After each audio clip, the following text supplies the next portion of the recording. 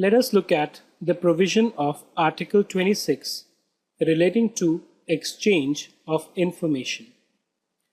Now, a treaty is entered into between two countries. Let's say we have T1 and T2, which are the treaty partners.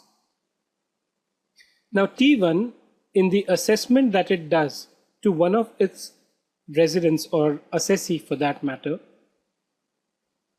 may want certain information which it does not have, but which it believes may be available with T2, which is the other treaty partner.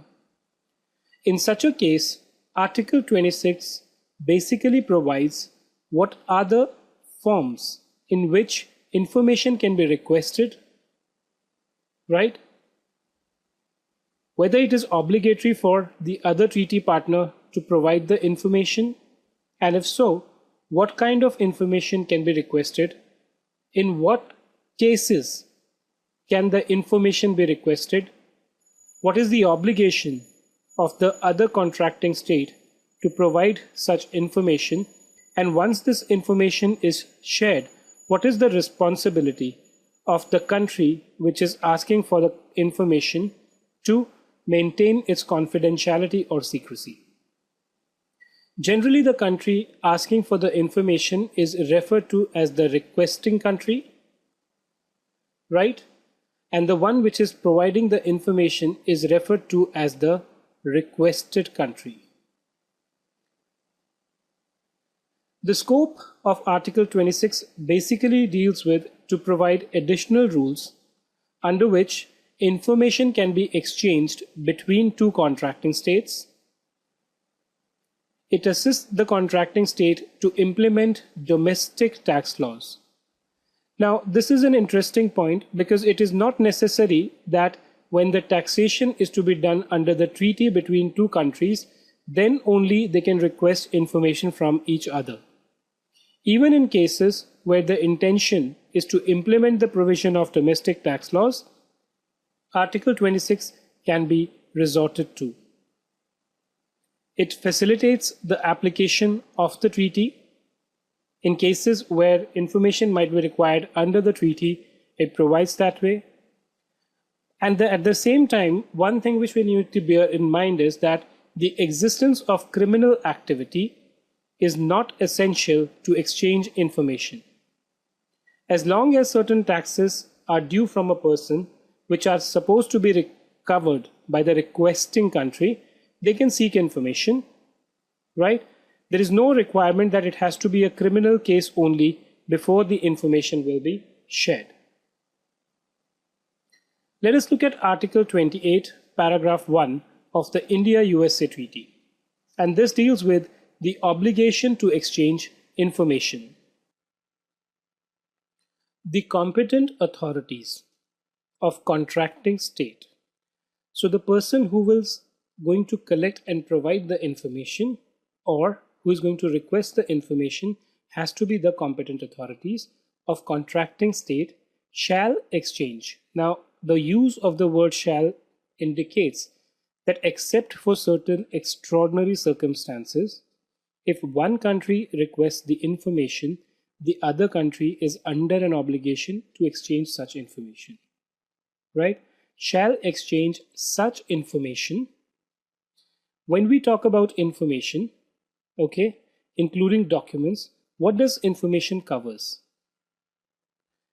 Kindly note that this information could either be tax related or it could be even non-tax related information, such as, are there any schemes being formulated in the country which are being used for tax avoidance purposes, and whether the person for whom the information is requested is involved in any of the schemes under the local laws.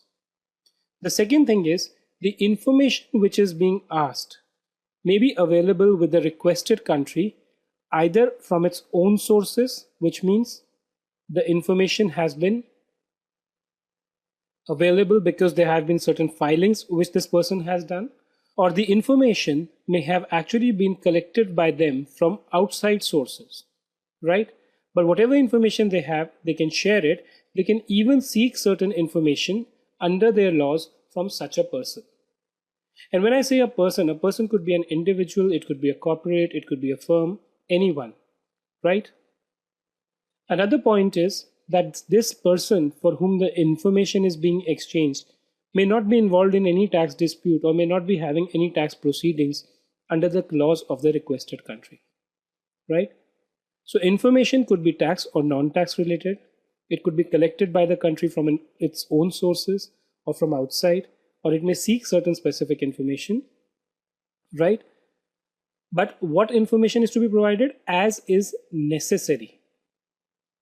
Some treaties may use the word foreseeably relevant, right? There won't be too much of a difference between these two, the necessary and the foreseeably relevant thing, right? But as is necessary for carrying out the provision of this convention, which is the treaty, or of the domestic laws of the contracting state. Like I told you in the previous slide, it's not necessary that the information which is being asked is necessarily pertaining to a dispute under the treaty, right? It could be even for certain proceedings under the domestic laws of the contracting state. But what should it concern? Concerning taxes covered by this convention, right? Now, this word concerning taxes covered by this convention actually restricts the meaning or the scope of this article to a very large extent. In many treaties, you may actually find that it says concerning taxes of every kind and description, right? Which means that wherever those words are used, the information could be sought not only in respect of taxes covered by Article 2, but it could be even in relation to sales tax, excise tax, etc. Insofar as the taxation thereunder is not contrary to the convention. So if you are seeking certain information under the domestic laws, the tax treatment there should not be contrary to the provision of the treaty. In particular, for the prevention of fraud or evasion of such taxes. Now, fraud means what? It's kind of, you're falsifying the facts or the documents or some treatment to mislead the tax authorities. Evasion, where you're just trying to act in a manner where you are evading taxes. Now, incidentally, the word tax avoidance is not something which is covered here, right? Wherever these words are used and tax avoidance is missing, one view is that if someone is actually trying to do a tax avoidance, in those cases, it's not necessary to exchange information, right? The exchange of information is not restricted by Article 1.